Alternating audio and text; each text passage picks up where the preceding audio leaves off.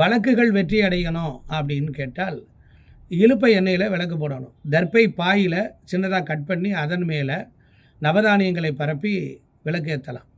அதை ஏற்றும் போது வழக்குகள் வெற்றி அடையும். பச்சரிசி மாவில் விளக்கு செஞ்சு அதில் விளக்கேற்றினாலும் பாவங்கள் தொலையும். நேர்முக மறைமுக எதிர்ப்புகள் கூட விலகணும் அப்படின்னால் பூசணி தீபத்தில் பூசணிக்காயை வெட்டி அதன் மேலே மஞ்சள் குங்குமம் தடவி அந்த பூசணிக்காய் மேலே நீங்கள் இந்த காமாட்சி அம்மனை விளக்கேற்ற நன்மை உண்டாகும்.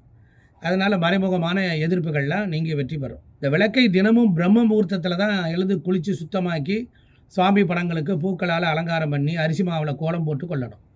அதற்கு பிறகு தான் கோலத்தின் மேலே ஒரு சிறிய தட்டை வைக்கணும். நான் சொன்ன மாதிரி பச்சரிசி கொட்டி அதன் மேலேயும் காமாட்சி அம்மன் விளக்கையை வைக்கலாம்.